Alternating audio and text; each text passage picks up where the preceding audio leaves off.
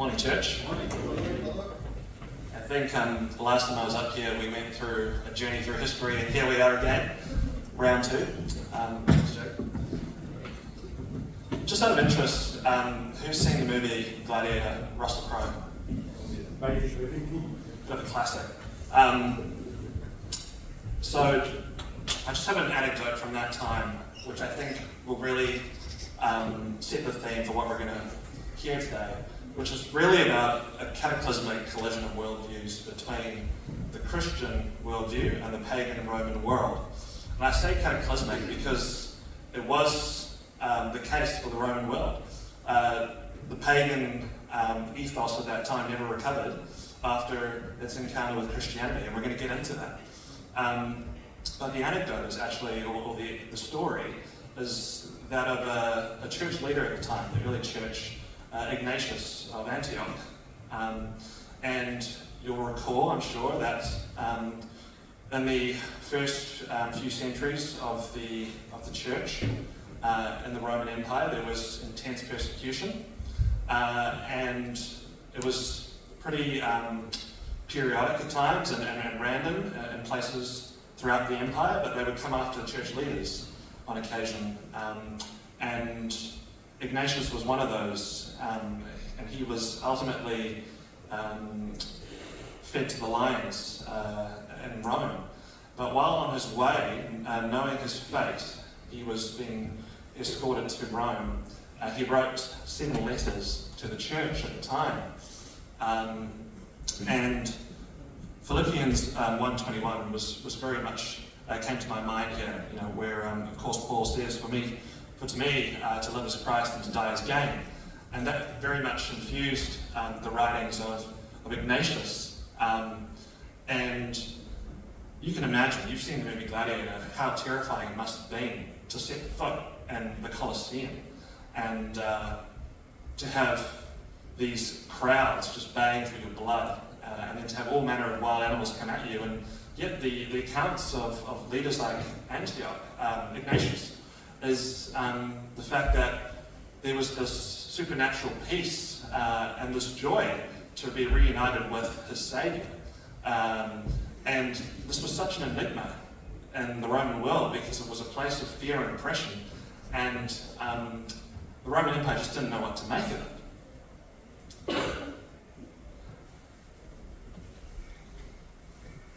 And so I just want to briefly touch on that, the orientation of the Roman Empire. So here we see, this is really at the peak of the empire just after 100 AD.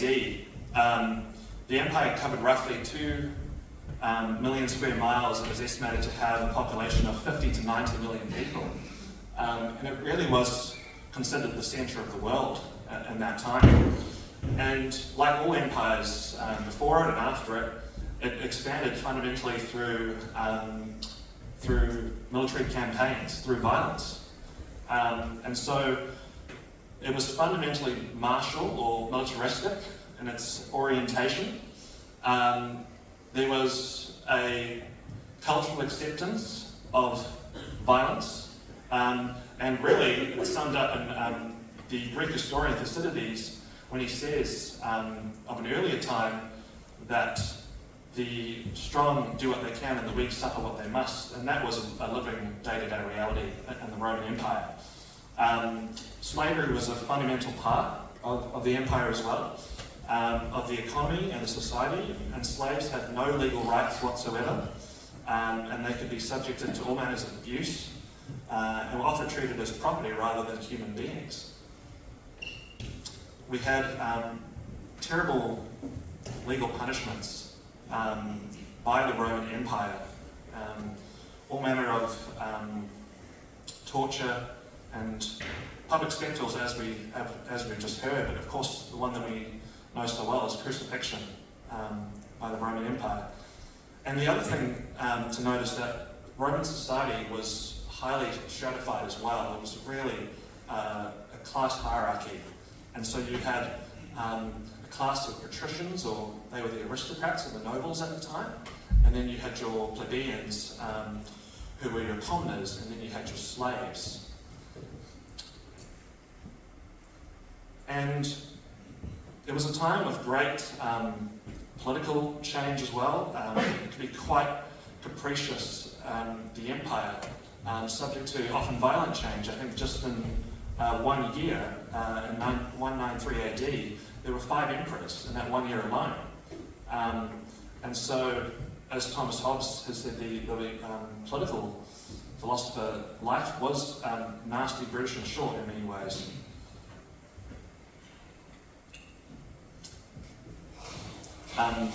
Simon's asked me for some time to include some pictures from, you may know I took a trip last year to Greece. I was very blessed to go on a biblical tour, and so this is actually a photo I took in Corinth, and that's actually the Temple of Apollo, what remains. But I just wanted to include that because it kind of gives us just a brief kind of idea of what the Apostle Paul walked into. So Corinth at the time was a Roman colony, and really epitomizes the culture of that time. So what would Paul have found when he went to Corinth? Going to the Gentiles, he would have found a society that was fundamentally polytheistic, so a belief in many kinds of gods. It was ridden with idols, and they were a deeply religious people in the sense that they sought to appease the gods through honouring them through sacrifice.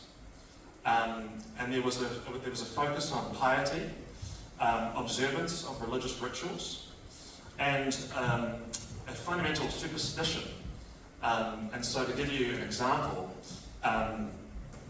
the Roman Senate back in those days, before the session would begin, there would be sacrifice, burning of incense, things like that, and they thought that that was required to stay essentially on the good side of their pagan gods.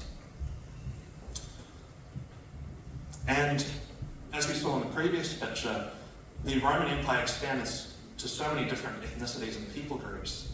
And what actually happened as a result of that is that there was this religious pluralism, or just all these different cultures that were encapsulated in this empire, and so they brought all their beliefs along with them. And so it really was this free-for-all. And the Romans didn't mind that. They welcomed an embrace of all manner of religions at the time. And as we know, if you look at Acts 17:23, Paul talks about the altar to the unknown God. I'll just read that. For as I passed by and observed the objects of your worship, I found also an altar with this inscription, to an unknown God. Which of course was part of Paul's address to the Athenians on Mars Hill, which was a Roman colony at that time. And the principle that underlayed all the religious system at the time was really this reciprocal understanding that I give so that I might receive. And so there was no sense of a loving creator, a deity, anything like that. It was very much just to stay on the good side of the gods and find favour.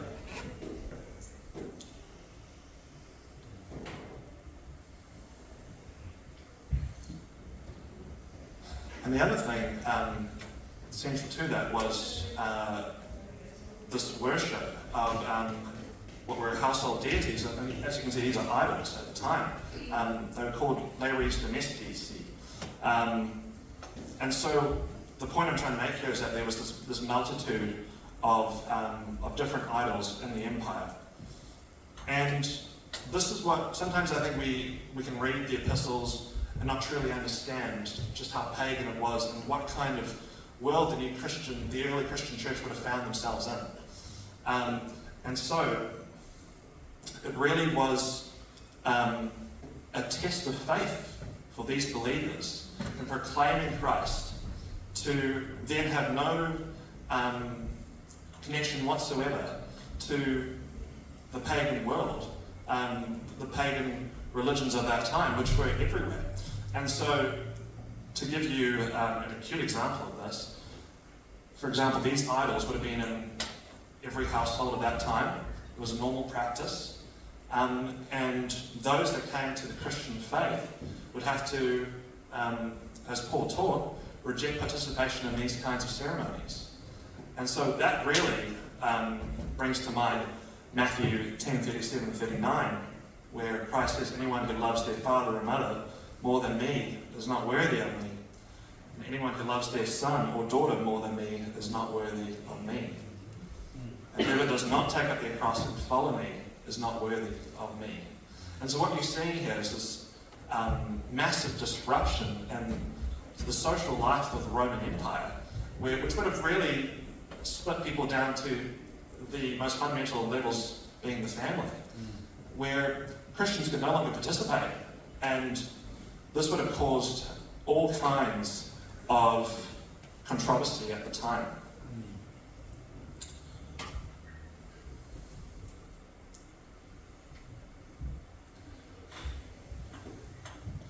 And so how does the Roman world respond to this earthquake that is Christianity? Well, to give you an illustration, some of the Roman thinkers of the time, they like to refer to Christianity as this new and wicked superstition. And the reason it attracted so much vitriol was because participation in these rituals was part and parcel of being a Roman citizen. And so you just think almost every aspect of social life, there was some ritual that was involved, and all of a sudden Christians could no longer participate. Another thing was, of course, the cult of the emperor at the time. You had to pay your observance to the emperor. And there were also deities that were sacrificed to because they were seen as maintaining the flourishing of the Roman Empire. And the Christians had to withdraw from all of this. And so very quickly, it became easy to scapegoat Christians anytime something bad happened in the Roman Empire. And say, well, this is the result of a lack of belief and reverence for the pagan gods. And so you see this in 64 AD with the Great Fire of Rome. And a lot of people die, there's much destruction, and Emperor Nero blames it on the Christians. And so we see this really intense persecution at the time, and Christians being taken to the Colosseum. And like I said, it was sporadic, the persecution. It would come in waves, and it would depend as well across the Roman Empire, which governor was in charge, and his level of antipathy for the Christians that lived there. But we see this really ratchet up in AD 298, which is the great persecution of Diocletian, the emperor at the time. And he was preparing for a huge war with Persia, and was looking to make these sacrifices so that he could know the future, which was a very pagan practice. And yet his advisors were having difficulty with that. And so they blamed the Christians, which was becoming a bit of a reflex in the Roman Empire. And there was a wave of great persecution that led to destruction of churches, the burning of scripture, and the banning of churches convening. But a large portion of the church held their ground and refused.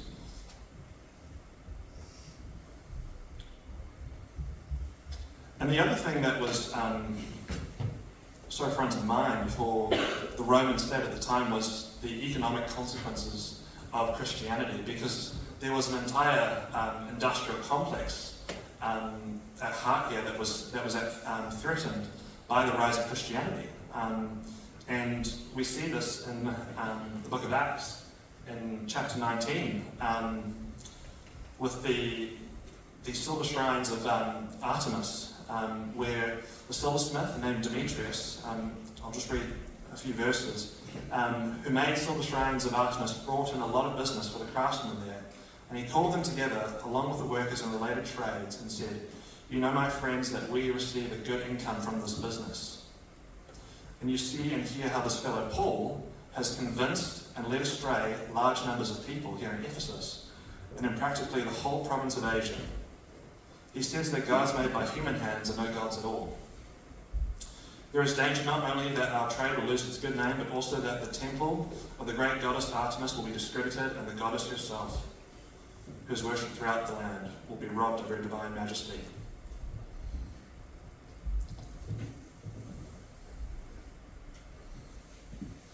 And so it was becoming clear over time that the Christians were unique, in the sense that they refused to bow to other gods. They were fully devoted to our Lord Jesus Christ. And the difference was the Jews, who were also, of course, monotheistic, the Romans distinguished them and said it was the basis of that was this ethnic peculiarity. And so they could carve them off as just an ethnic group that was different to the rest and leave them there. They couldn't do that with Christians because the Christians were trans-ethnic. There was no Jew or Greek, right? And that was the message. And the Roman leaders at the time realized that this was a real threat. And it was also trans-local. It was spreading like wildfire throughout the Roman Empire.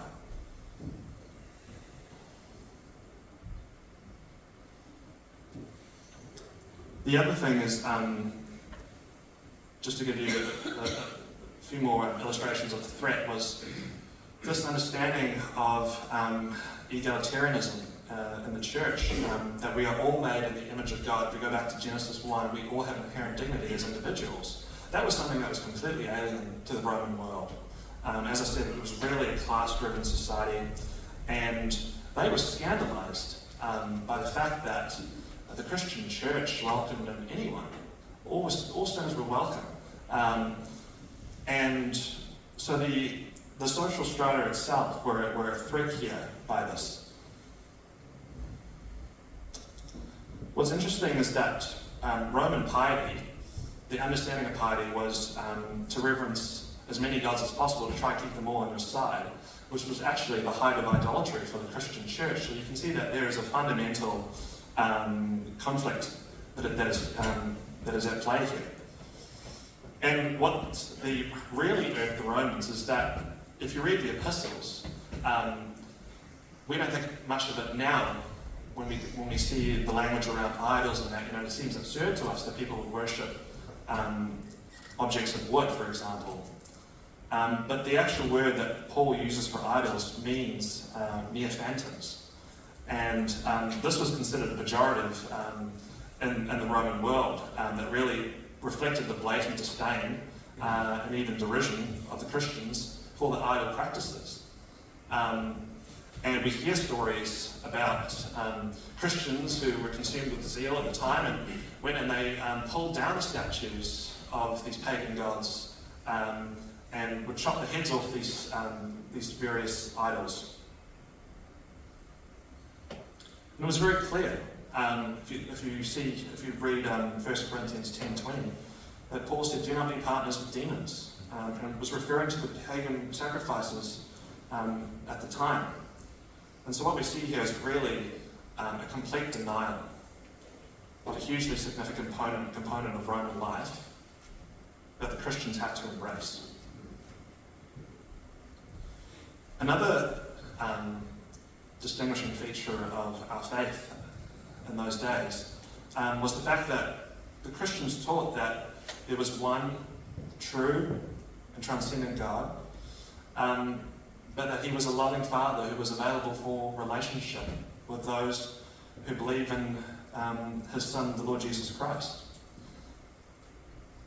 And so the idea that you could pray directly to this God and hope to be heard, and you could worship him and know that you were welcomed and loved by him, was completely foreign to the Roman world as well.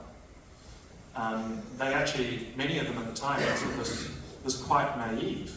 But you can see how this could really appeal to the downtrodden in society. In a place like the Roman Empire, where there was such a lack of love and care and compassion, the church really stood out through that public witness, and we're going to get into a few examples of that shortly. But it was such a magnet for people in despair in those times. The other thing we have is the first idea of religious liberty at the time. So the Christians actually took the stance that you could still have political loyalty to a leader, but have a different faith. And that was unprecedented. And so a Christian author at the time, Tertullian, who might have made the first actually reasoned defense of religious liberty in the ancient world, wrote this, that it is a fundamental human right, a privilege of nature, that everyone should worship according to one's own convictions. And it is assuredly no part of religion to compel religion. A Christian is enemy to none, least of all to the Emperor of Rome, who he knows to be appointed by God, and so cannot but love and honour, and whose well-being, moreover, the Christian must desire, without of the empire under which he reigns. And so the church made really clear that they were not looking for a political revolution, and that, as we know from the epistles of Rome, the epistles of Paul, citizens were charged to be upstanding members of their societies. And finally, I just want to touch on here on this part of the sermon, just this whole idea of there was a new conception of religion. So, and that's actually been the case ever since. Back in those days, when Romans talked about religion, it was really the observance of religious rituals. And so they were really going through the motions. But Christianity actually came in and talked about really a set of behavioural requirements: sanctification, holiness. These are ethics, ways to live that Paul focused on. And this was highly unusual at the time. And so because of this emphasis on conduct, godly conduct, the Christians stood out even more from the people of that time.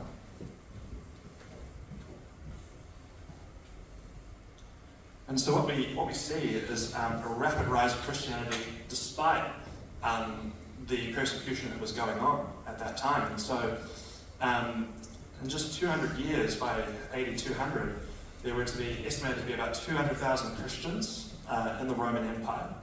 But then another 100 years later, they think it's up to 6 million. So this really was spreading like wildfire. And then we have this huge event, which is the vision of Emperor Constantine. And so he believed that before this battle he was preparing for, that he had a vision of a cross of light in front of the sun, with the Greek words, in this name you will conquer. And then he earnestly believed that following that vision he had a dream in which Christ appeared to him and told him to take up the cross of Christ as his symbol. And so he was so convicted by that he actually, after that event, banned the persecution of Christians in the Roman Empire. And no doubt there was some political expediency in play here, and he saw an opportunity to strengthen his own position by bringing the church and state together under his rule.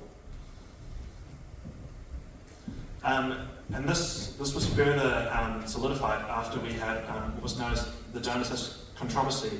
And so this really was a debate within the church itself over Christian persecution, and this idea that many clergy during the time of Diocletian were martyred by the state, but others had simply renounced their faith for self-preservation and had agreed to worship pagan gods. But when the period of persecution came to an end, those clergy that had renounced their faith wanted to come back to the church. And this caused a considerable amount of opposition. And it all came to a head when the Bishop of Carthage, who was named Donatus, refused to allow such clergy to rejoin the church. And as a result of this, these clergy went to Constantine and asked for his adjudication of this dispute. And he ultimately sided with those clergy. But what they did is it actually made Constantine the secular de facto head of the church at that time. And he really took up this role with vigour. And in 325 AD, he convened the Council of Nicaea. which I'm sure we're all familiar with here, but this attempt to establish an agreed Christian organisation and doctrine in the church. And the result of that is that we have the Nicene Creed, and which affirmed Jesus' divinity and his co-equal status with God the Father. But I want to make the point that Christianity did not become successful because it had Constantine's approval. As I just mentioned, by AD 300 we had 6 million Christians. No, rather it was Constantine adopted Christianity likely because it was so successful already. And so the growth of Christianity we can attribute, of course, to the power of the Holy Spirit moving through that land and convicting the hearts of people. And there was a real focus on persuasion. And through preaching and intellectual argument, as we know, Paul took on the Greek philosophers of his day. And there were miracles. And there was simply, as I've alluded to, the moral example of the church and its conduct.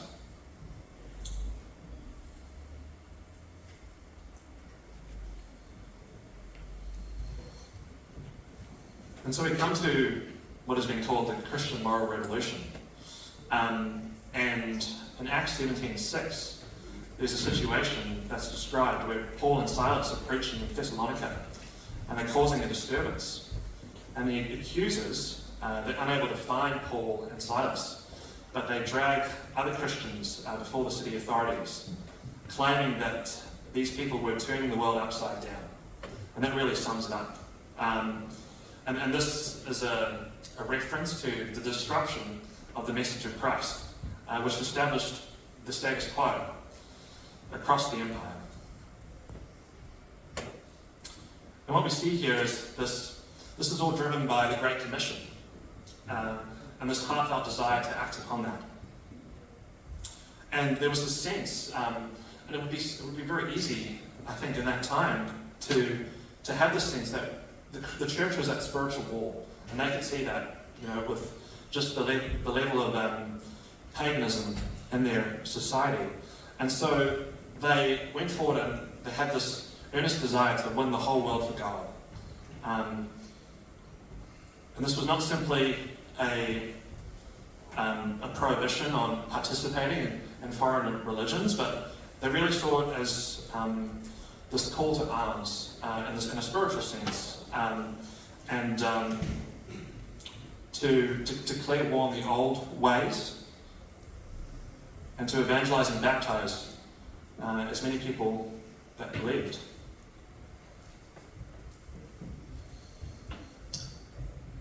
And the natural byproduct of this is that Christian values start to solidify in society. And so one of the first ones is actually the sanctity of life. And it was really common in those days, for example, if you had a baby and you didn't want the baby, it was known as infanticide. You could just discard the baby. You could abandon the baby. It was a very common accepted practice at the time. In preparing for this message, I actually read a letter from a Roman legionnaire in campaign writing to his wife, and she's pregnant. And he says to her, if it's a son, please raise him. If it's a daughter, please discard her. Very nonchalant. And that was the kind of moral worldview that the church was confronted by. And so just to give you a sense of how wide-ranging this practice was, there was an estimate at the time that around 500,000 slaves were needed every year to keep the Roman Empire functioning, and they estimates suggest that over 150,000 of those slaves each year were actually abandoned babies that were raised up purely for the purpose of being a slave. And so the church comes in, and what do? They start orphanages, which is a completely alien concept to the Roman world. And they start raising these children who become Christians, and the church continues to grow. We also have an emphasis on sexual morality in the church. And we know this from the epistles. Paul talks about this, that sexual immorality should not be named even among you. And this was such a direct and flagrant contrast to the Roman world, where there was no conception of that at all. There was definitely a double standard where chastity was expected of women, but Roman male citizens could pretty much do as he liked at the time. And so this is quite radical when you look at the scriptures, because Paul says to the men of that time that you too will be chaste and live with your wife, and it's marriage is for life. And we take that for granted, throughout history following that. But that was not the case in that time.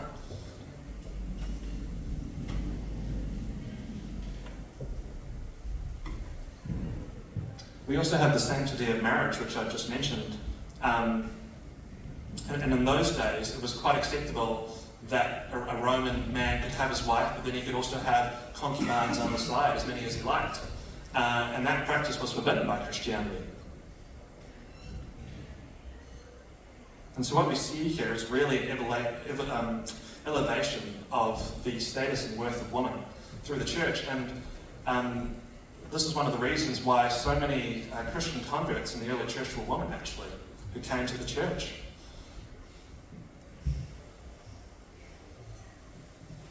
And then we have the concept of charity. And so the whole idea of voluntary giving to the needy was absurd in the Roman world. As I said, the overarching ethos of the time was you give to receive, and so there's no benefit to giving to those who cannot reciprocate. And yet the church came in and there was a focus on alms and helping the needy, helping other churches that live far away. The Romans couldn't understand this. And they were also conscious that often churches were helping despite being destitute and impoverished themselves. And we also have the rise of healthcare. And so there was no thought of medical treatment for the ill or the dying in the Roman world. There was no concept of nursing care. And then we have, during the 3rd century, a terrible plague that hits the Roman world. And there's a story that really illustrates the moral example of the church, where the Roman people fled the cities to obviously get away from the plague, but the church went the other way. And they went into these places and they cared for the sick and the dying. And the critics of Christianity at the time were scandalized by this because they didn't really have an answer for that. It really bothered them, the moral example of the Christian church. And they knew that it was that example that was leading so many more to join the church. And it was this practice of what's called caritas, which is the practice of giving without hoping to receive anything in return, that really guided the church at this time. This whole sense of agape love, self-sacrificial love that has a cost. Again, the Roman world was not familiar with this at all. And from this care, we actually have the establishment of the first real hospitals by 369 AD, and that was through the influence of the Christian church.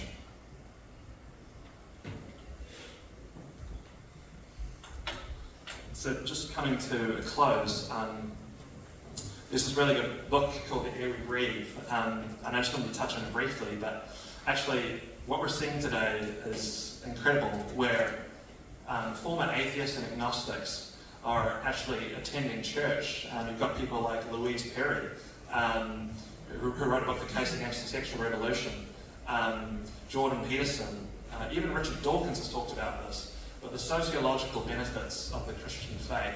And there's an acknowledgement now that the morals that we take for granted in our Western society were not there just as a natural consequence of our humanity. They are distinctly and directly the heritage of our Christian faith. And so people that I've just mentioned are starting to attend church. So Louise Perry, she's been an agnostic her whole life. I watched a documentary the other day. She's attending church now and taking her children because there is a recognition that our current society, the trajectory, morally, is not good. And there is this incredible opportunity for us as a church to reach out to people and ask them questions. You believe in human rights, for example. Well, why do you believe that? Why do you believe a person has inherent dignity? And it all goes back to Genesis 1. As I've said, we are made in the image of God. Agnostics and atheists who oppose the church are fundamentally aware of this. They know this. And so you've got the likes of Peter Singer, for example, who's a secular ethicist. He's talked about the fact that human rights are a scandal because they're a Christian product, and so we don't really need them, kind of thing. So these ideas that we take for granted, I just want to make the case that they're not natural, but we struggle to discern them at times because they're the air we breathe, right? So just to give you a few examples, the idea of equality, that every individual has an equal moral dignity, that no matter their race or religion or gender, we are all equal in our value. This was a completely nutty idea to the Romans at the time. Actually, Celsus, who was one of the primary critics of the church, said that his main problem with Christianity was that it was far too humanitarian, far too compassionate. That's another thing that we take for granted, just the compassion that we have in our society, the sense of charity. Before that, in the times of the Roman world, it was very much survival of the fittest. They didn't call it that, but that was the understanding. And we've seen some attempts to revive this in the recent past. Friedrich Nietzsche, the German philosopher, wrote that the weak and ill-constituted shall perish, and one shall help them to do so. And he was affronted by the cross, which he thought was a scandal, because it was the transvaluation of all values. If you look at Paul's writings to the church, you can see that there's an emphasis on the meaning of the cross, because at the time, in the Roman world, the cross was regarded as the ultimate symbol of disgrace. And so the cross was reserved for criminals. Crucifixion was the worst torture imaginable. And yet here comes this group of people across the Roman world who worship the Lord Jesus Christ, who was crucified on a cross. The Roman world did not know what to make of this. But on the cross, the strongest became the weakest for our sake, and was sacrificed so that the weakest might survive. That was the message that the church brought. And as a result of that, we've seen throughout history in the West that there's been this emphasis in judging a society by the way it judges its weakest members, its children, for example, the elderly. We're seeing that change now in our time. And just finally, there was also, in terms of the air we breathe, an emphasis on things like freedom through Christian teaching. So, as I mentioned, slavery was this widespread practice at the time, but the teaching that we are all made in the image of God and all have fundamental inherent dignity was obviously a threat to slavery that in its own time fully materialized into the emancipation and abolition of slavery. So I just want to finish on, I mentioned that we've seen in the recent past this challenging of Christianity in an attempt to return to the old ways of thinking, the survival of the fittest. And Hitler was the foremost of these opponents to the faith. And why did he hate Christianity? Well, first, the Nazis repudiated the idea of the celebration of what they saw to be weakness through the church, this caring for the lowly. And there was this worship of power and strength that the Nazis was looking to to spread across the Reich at the time. But even more affronting to them was this idea that there was no Jew or Greek, and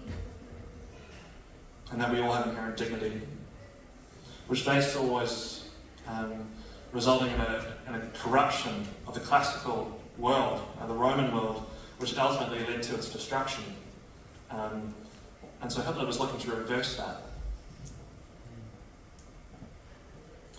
And so just the message I want to leave you with today is just this, that there is no secular or neutral, universal moral code that prohibits the strong from oppressing the weak, or prevents the casual use of vulnerable people by the powerful,